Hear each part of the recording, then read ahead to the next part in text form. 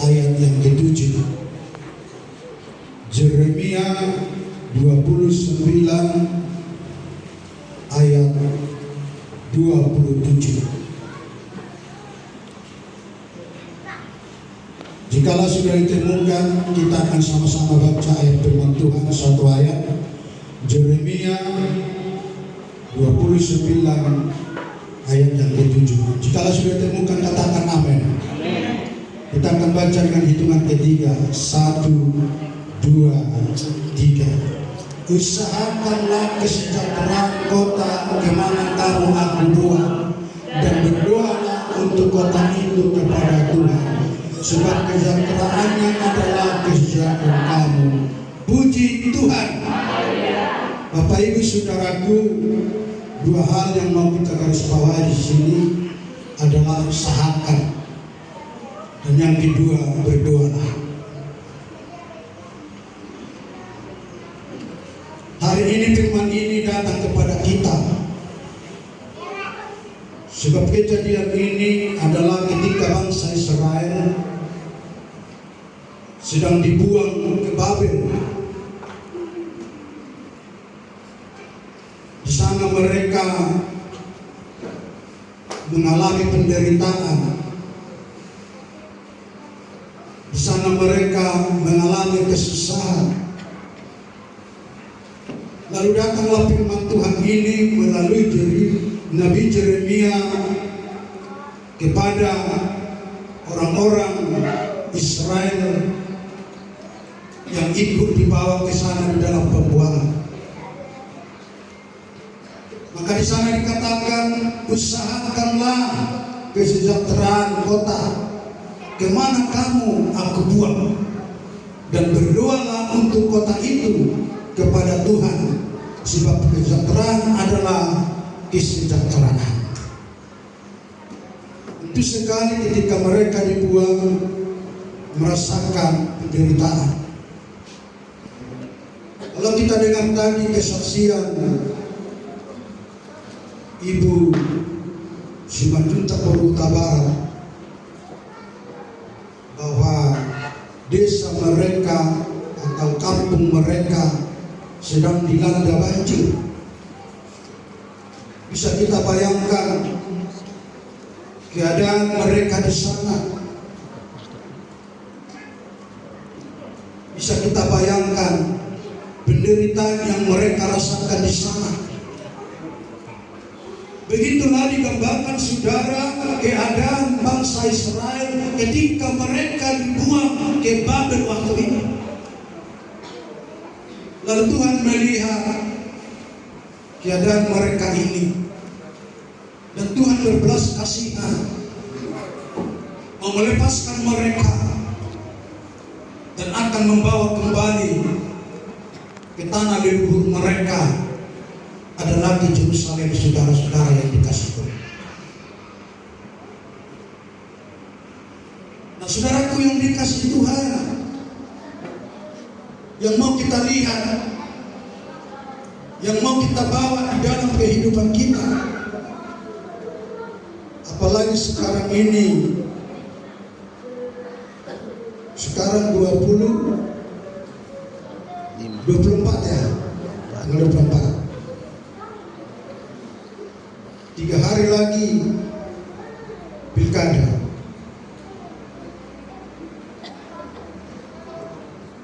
Firman Tuhan ini mengatakan, usahakanlah. Artinya judul firman Tuhan, orain labora. Ketika kita berusaha, maka ketika kita berusaha, disitulah kita berdoa. Kalau pujian kaum Bapak yang tadi kita dengarkan, harus melakukan, tidak hanya pendengar. Yang mana mau kita usahakan? Yang pertama mau kita usahakan kemakmuran keluarga kita. Itu yang pertama. Bagaimana keluarga kita usahakan supaya makmur? Dimulai dari satu keluarga. Setelah keluarga baru komunitas, atas baru kota, setelah kota baru negara, setelah negara baru bisa mungkin negara-negara yang lain. Dan Tuhan ini mengingatkan kepada kita, saudaraku, usahakanlah, kerjakanlah, lakukanlah bagaimana supaya sejahtera keluarga ini, bagaimana supaya sejahtera gereja itu, bagaimana supaya sejahtera yaitu kota itu. Sebab firman Tuhan kata tadi, kesejahteraan kota itu adalah kesejahteraan kamu. Maka perlu kita usahakan. Setelah kita usahakan, maka perlu kita berdoa, Bapak Ibu Saudaraku yang dikasihi Tuhan. Artinya tidak cukup kita berusaha di tengah keluarga kita, tapi tentu sekali kita harus berdoa, memohon kepada Tuhan, berserah kepada Tuhan, akan apa yang kita usahakan itu akan mendatangkan kesejahteraan dimanapun kita berada. Tuhan letakkan, Tuhan taruh saudara-saudara yang dikasihi Tuhan. Nah, saudara yang dikasihi Tuhan, firman ini mengingatkan, usahakan. Mari kita usahakan kesejahteraan keluarga kita, kesejahteraan gereja kita, kesejahteraan di mana kita tinggal. Artinya kita dulu bekerja di sana. Apa kira-kira yang bisa kontribusi dari kita saudara-saudara yang dikasihi Tuhan untuk di mana kita tinggal, untuk keluarga kita, untuk gereja kita? Mari kita berikan kontribusi yang ada dalam hidup kita.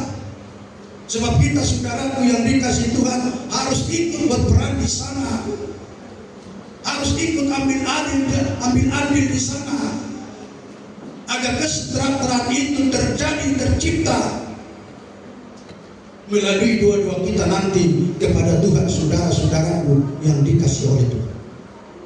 Maka oleh karena itu hari ini perlu kita renungkan tentang mengusahakan ini, saudara-saudara yang dikasihi Tuhan. Dan yang kedua, saudara-saudaraku yang dikasihi Tuhan, kita harus berdoa. Kalau Tuhan katakan hal berdoa ini dalam Lukas 11 ayat 2 sampai 4, demikian dikatakan. Lukas 11 ayat 2. Jawab Yesus kepada mereka, apabila kamu berdoa, katakanlah, Bapa, dikuduskanlah namamu, datanglah kerajaanmu, berikanlah kami setiap hari makanan kami yang secukupnya, dan ampunilah kami akan dosa kami, sebab kami pun mengampuni setiap orang yang bersalah kepada kami, dan janganlah membawa kami ke dalam pencobaan. Ada 4 garis besar doa kita yang mau kita panjatkan kepada Tuhan, supaya doa itu didengar Tuhan, supaya doa itu berkenan kepada Tuhan.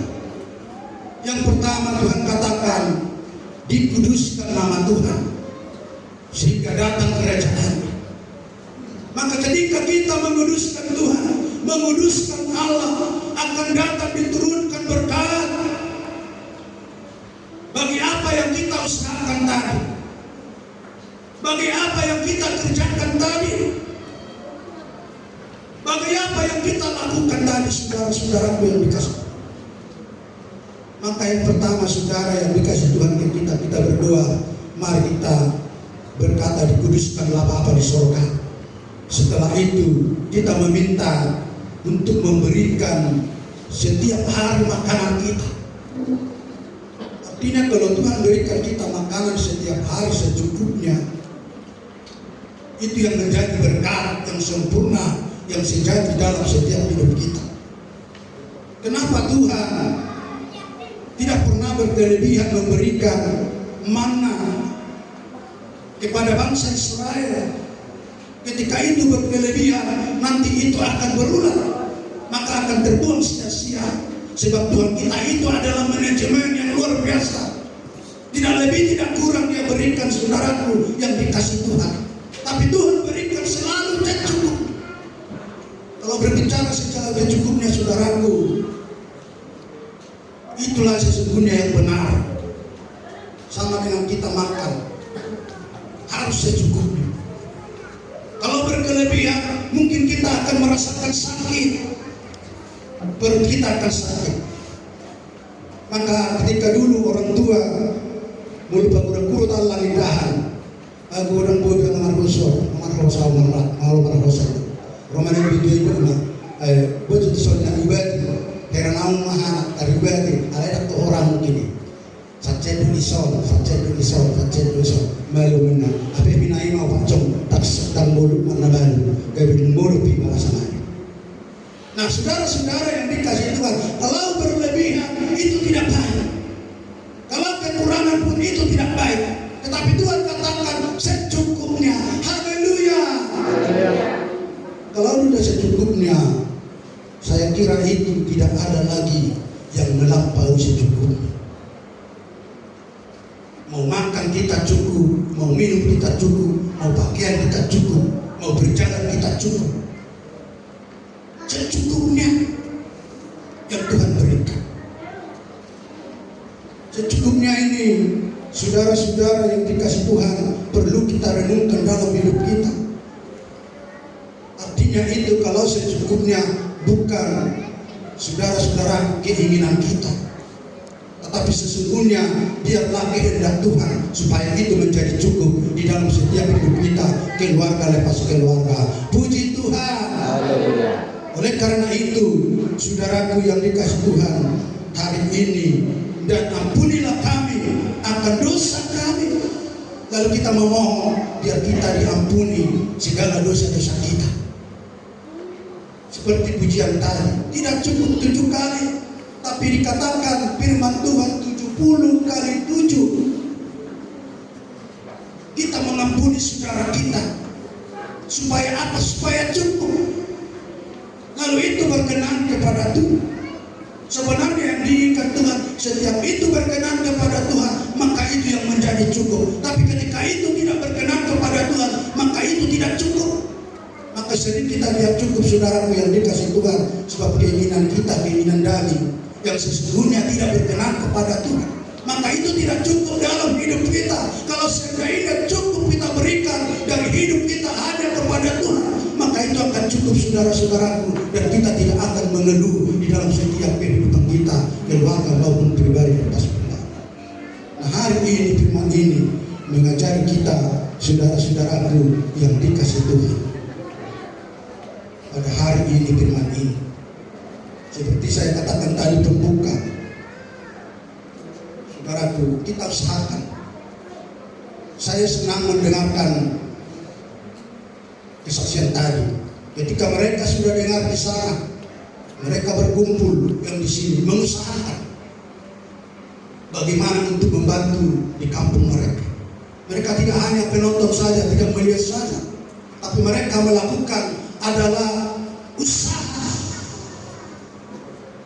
Bagaimana sudah bisa kita bantu meringankan keadaan di sana. Ini perlu kita tiru saudara-saudara yang di dalam kasih Tuhan Yesus dalam setiap hidup kita. Ada respon kita, ada perbuatan kita, ada usaha kita.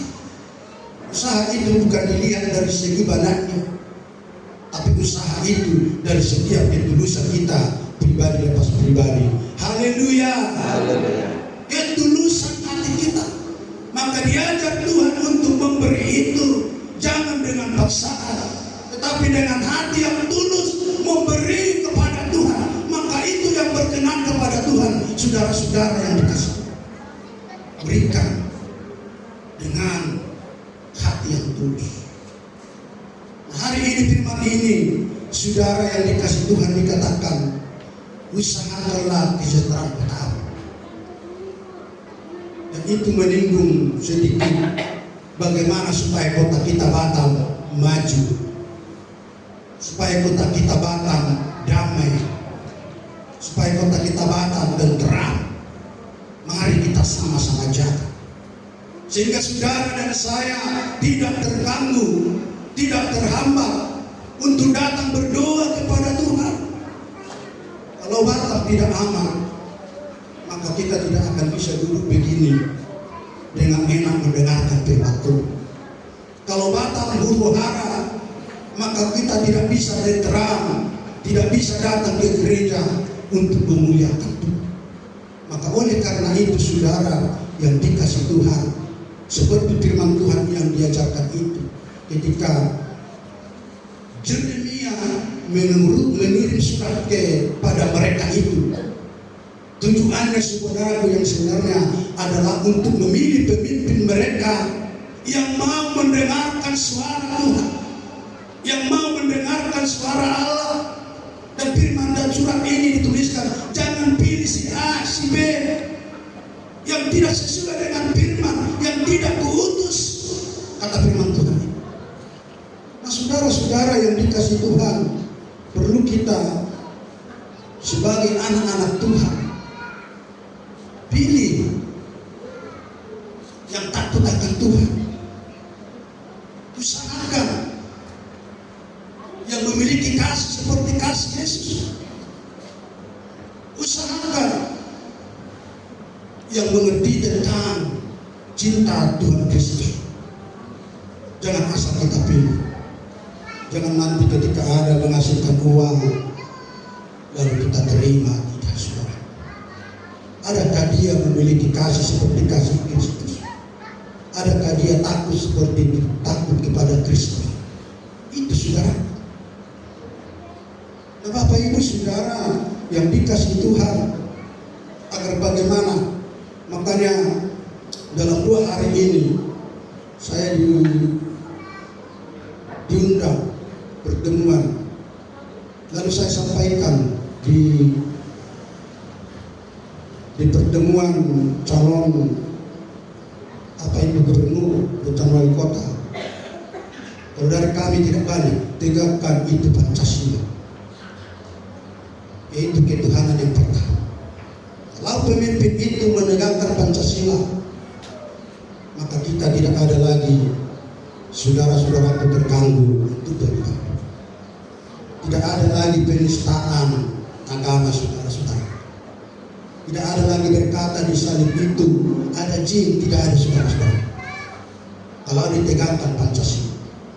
Setelah ditegakkan Pancasila itu, saudara-saudaraku, kemanusiaannya, bagaimana kemanusiaan itu? Makmurkah? Banyakkah yang berikan lapangan kerja? Atau hanya mementingkan mereka sendiri kah? Saya percaya kalau mereka itu takut akan Tuhan, maka akan memikirkan kesejahteraan rakyatnya, kotanya, bangsanya. Tidak akan mementingkan dirinya sendiri, saudara-saudara. Maka firman Tuhan ini, usahakanlah dari surat Yeremia kepada bangsa Israel yang di pembuangan itu. Kenapa mereka terbuang sebenarnya? Oleh karena ada di antara mereka yang dipilih mereka menjadi nabinya, pemimpin mereka yang tidak sesuai dengan perintah Tuhan. Maka mereka di sana merasakan penderitaan saudara. Nah, oleh karena itu, saudara dan saya sebagai anak-anak Tuhan, respon kita paling terbaik, yang cinta Tuhan, yang takut Tuhan, yang sayang Tuhan, itu yang saudara perlu usahakan menjadi pemimpin saudara. Supaya bagaimana? Supaya saudara dan saya merasakan yaitu kesejahteraan kota, khususnya di Pulau Batam. Nah, oleh karena itu hari ini firman Tuhan ini adalah sangat singkat. Satu ayat lagi, ayat penutup bagi kita, Kolose 29.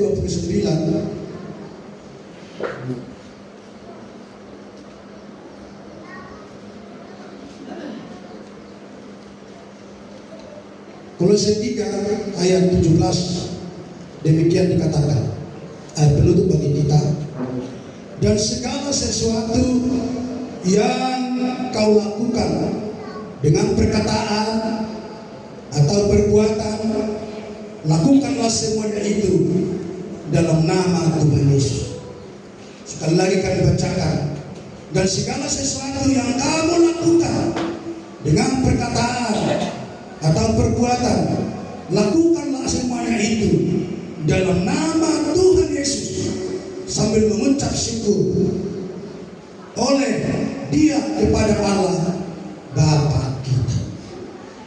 Maka oleh karena itu hari ini firman Tuhan mengingatkan kita, apa yang kita lakukan, apa yang kita kerjakan, apa yang kita katakan. Berbuat lain, saudara yang dikasih Tuhan, lakukan semuanya itu dalam nama Tuhan Yesus. Tidak ada nama yang lain selain daripada nama Tuhan Yesus.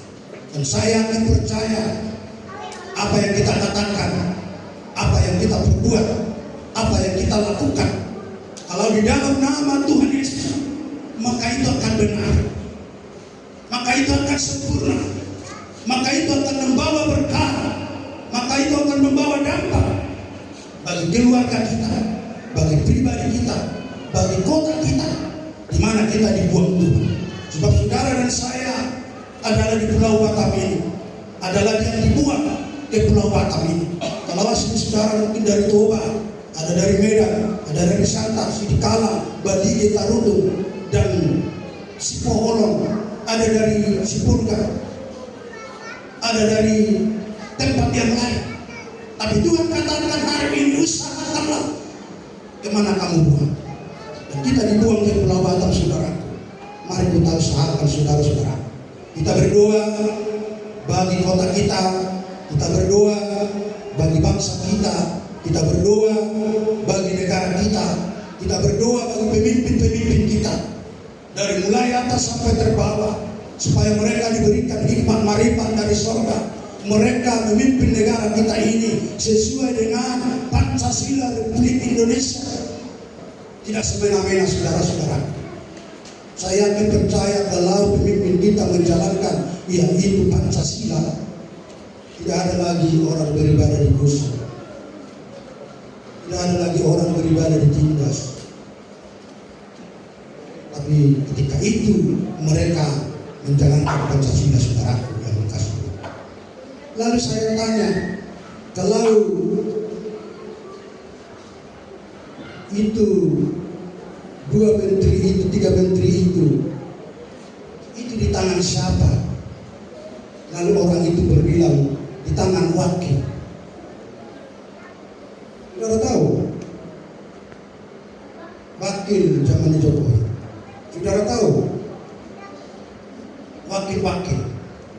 Jadi kalau selalu saya berpikir, kalau seandainya yang seiman dengan saudara, yang mengenal Yesus, wakil wali kota, maka SK 3 menteri di tangan dia.